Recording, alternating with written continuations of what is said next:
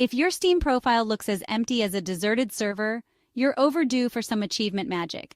But don't get banned just for flexing those badges. Here's how to do it the smart way. First, let's get this straight. Using third-party tools like Steam Achievement Manager or SAM is against Steam's rules. If you use it while a VAC-enabled game is running, you could get a permanent, unappealable ban. And some game devs track cheaters, so don't be surprised if you get booted from their leaderboards. With those risks in mind, here's how to get the latest version safely. No sketchy sites.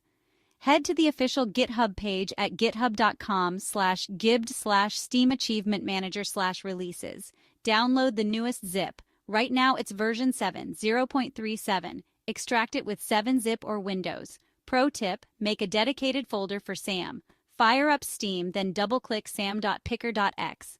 The app auto-detects your games, so pick one and manage your achievements. Remember, use SAM at your own risk. Achievement hunting is fun, but smart gamers play it safe.